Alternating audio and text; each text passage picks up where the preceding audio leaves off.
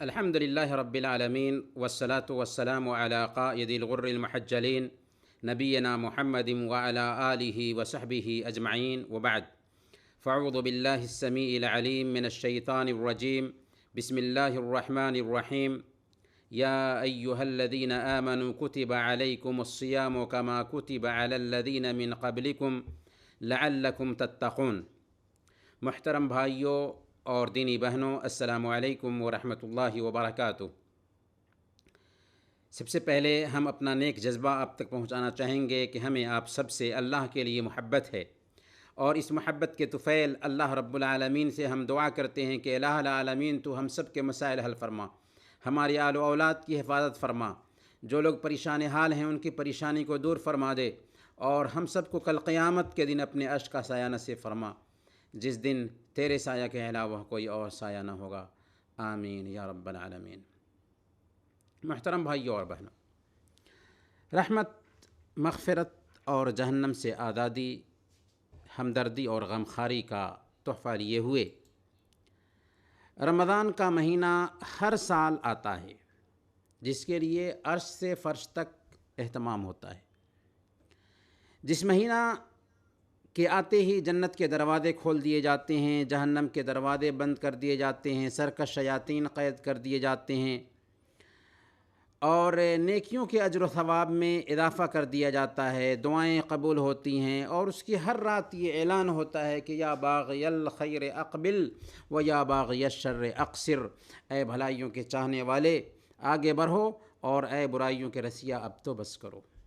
یہ ہے رمضان کا مبارک مہینہ، جس میں قرآن کریم نازل ہوا، جو ساری انسانیت کے لیے ہدایت کا سامان ہے۔ اسی مہینے میں شب قدر ہوتی ہے، جس کی ایک رات 1000 مہینوں یعنی 83 سال 4 مہینوں سے افضل ہے۔ یہ مہینہ نہایت ہی اہمیت کا حامل مہینہ ہے، جس میں ہر طرف نیکیوں کا دور دورہ ہوتا ہے، گویا یہ مبارک مہینہ نیکیوں کا موسم بہار ہو۔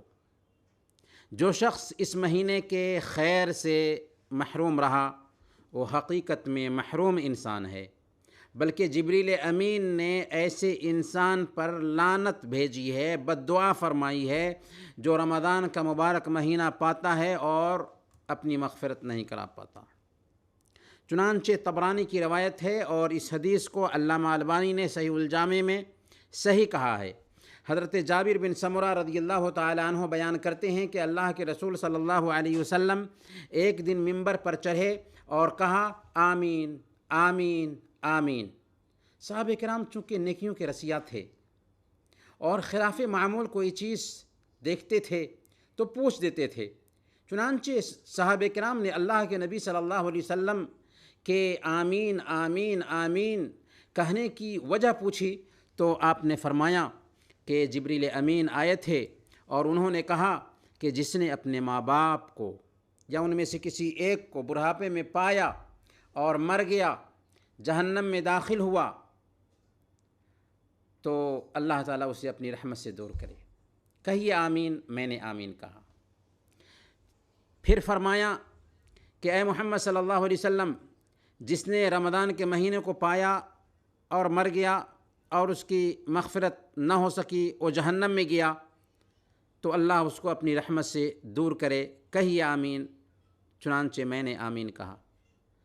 پھر کہا کہ جس نے آپ کا نام سنا اور آپ پر درود نہ بھیجا، مر گیا اور جہنم میں گیا، اللہ اس کو اپنی رحمت سے دور کرے۔ کہیے آمین۔ چنانچہ میں نے کہا آمین۔ تو آپ غور کیجیے اس حدیث پر کہ ایسا انسان جو رمضان کے مہینہ کو پاتا ہے اور اس کی مغفرت نہیں ہوتی، جبریل امین نے ایسے انسان پہ بد دعا فرمائی ہے، اور رحمت للعالمین نے آمین کہا ہے۔ محترم بھائیوں اور بہنوں، نیکیوں کے اس موسم بہار میں ایک مسلمان بہت سارے نیک اعمال انجام دیتا ہے، لیکن ان سارے نیک اعمال میں سب سے زیادہ اہمیت رکھنے والا عمل روزہ رکھنا ہے۔ رمضان کا یہ روزہ ہر مسلمان مرد و عورت پر فرض ہے، اللہ رب العالمین نے سورہ بقرہ میں ارشاد فرمایا، آیت نمبر 183، یا ایھا الذین آمنوا کتب علیکم الصیام کما کتب علی الذین من قبلکم لعلکم تتقون، اے ایمان والو تم پر روزے فرض کیے گئے ہیں جس طرح تم سے پہلے لوگوں پر روزے فرض کیے گئے تھے۔ کیوں فرض کیے گئے؟ لعلکم تتقون، تاکہ تمہارے اندر تقوی آ جائے، تاکہ تم پرہیزگار بن جاؤ، تقوی کی راہ پر گامزن ہو جاؤ۔ روزے کی فرضیت شعبان سن 2 ہجری میں ہوئی، اور نبی اکرم صلی اللہ علیہ وسلم نے اپنی پاکیزہ زندگی میں 9 بار رمضان کے روزے رکھے۔ رمضان کا یہ روزہ اسلام کے 5 اہم پلرز میں سے ایک پلر ہے، ایک رکن ہے، اور اس روزے کی اہمیت مختلف انداز میں اللہ کے نبی صلی اللہ علیہ وسلم نے بیان کی ہے۔ صحیح بخاری اور مسلم کی روایت ہے، اللہ کے نبی صلی اللہ علیہ وسلم نے ارشاد فرمایا، من صام رمضان ایمانا و احتسابا غفر له ما تقدم من ذنبہ، جس کسی نے بھی ایمان کی حالت میں اور ثواب کی نیت سے رمضان کے روزے رکھے، اس کے پچھلے سارے گناہ معاف کر دیے جاتے ہیں۔ سبحان اللہ، کیا اعداد ہے ایسے لوگوں کے لیے جو ایمان کے ساتھ اور ثواب کی نیت سے رمضان کا روزہ رکھتے ہیں۔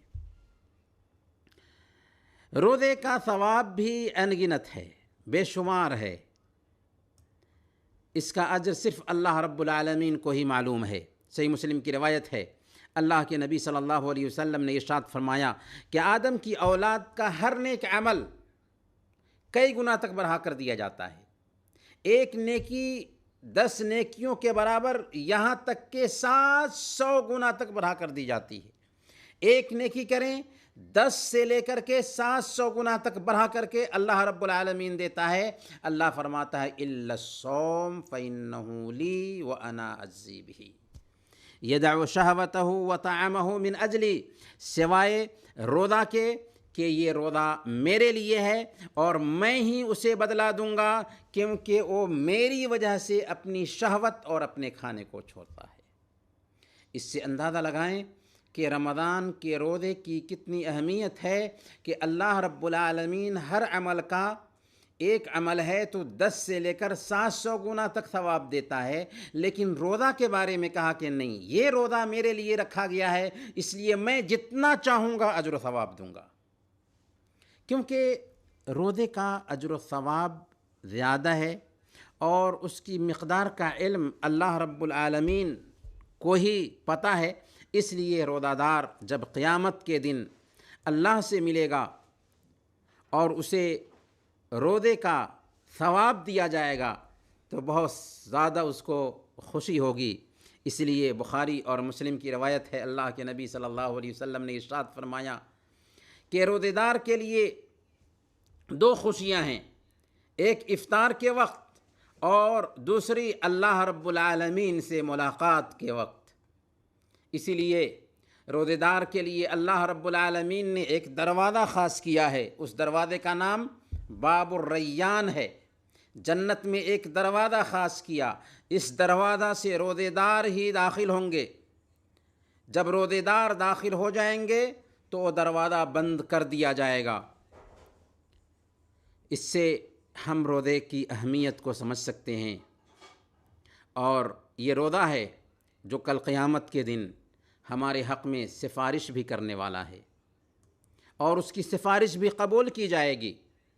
مستدرک حاکم کی روایت ہے، اللہ کے نبی صلی اللہ علیہ وسلم نے ارشاد فرمایا، الصیام والقرآن یشفعان للعبد یوم القیامہ، کہ روزے اور قرآن دونوں کے دونوں بندے کے لیے قیامت کے دن سفارش کرنے والے ہیں۔ یقول الصیام اے رب منعته الطعام والشہوات بالنہار فشفعنی فیہ، کہ اے اللہ میں نے اس بندے کو کھانے سے اور شہوتوں سے دن میں روکے رکھا، لہذا تو اس کے حق میں میری سفارش قبول فرما لے۔ وَيَقُولُ الْقُرْآنُ مَنَعْتُهُ النَّوْمَ بِاللَّيْلِ فَشَفِّعْنِي فِيهِ، اے اللہ میں نے اس کو رات میں سونے سے روکے رکھا، لہذا میری سفارش اس کے حق میں قبول فرما لے۔ فیشفعان، اللہ کے نبی صلی اللہ علیہ وسلم فرماتے ہیں کہ ان دونوں کی سفارش قبول کی جائے گی۔ روزے دار کے منہ کی بو اللہ رب العالمین کے نزدیک کستوری سے زیادہ اچھی ہے۔ جی ہاں، روزے دار کے منہ کی بو اللہ کے نزدیک مشک سے بھی زیادہ پسندیدہ ہے۔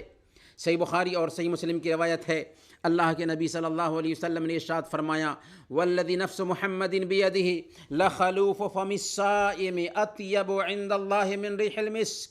اس ذات کی قسم جس کے ہاتھ میں محمد کی جان ہے، روزے دار کے منہ کی بو اللہ رب العالمین کے نزدیک مشک کی خوشبو سے بھی زیادہ پسندیدہ ہے۔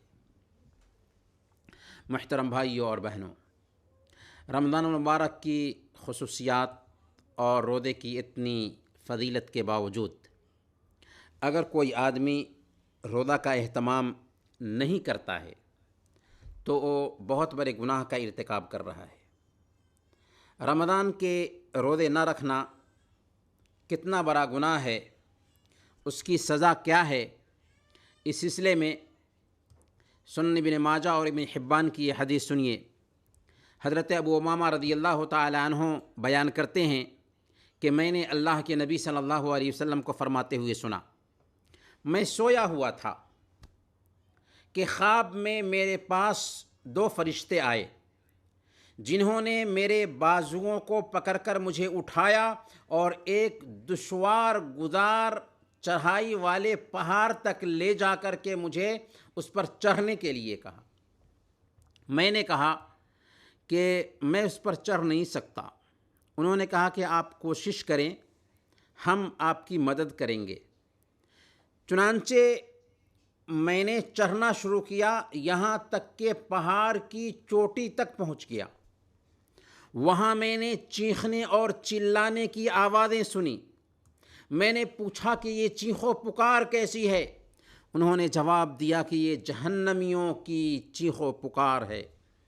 پھر مجھے آگے لے جایا گیا جہاں میں نے کچھ لوگوں کو الٹا لٹکتے ہوئے دیکھا جن کی باچھیں چیر دی گئی تھیں اور ان سے خون بہہ رہا تھا۔ کچھ لوگوں کو الٹا لٹکے ہوئے دیکھا جن کی باچھیں چیر دی گئی تھیں اور ان سے خون بہہ رہا تھا۔ میں نے پوچھا کہ یہ کون لوگ ہیں؟ تو جواب ملا کہ یہ وہ لوگ ہیں جو روزہ کے دنوں میں کھایا پیا کرتے تھے۔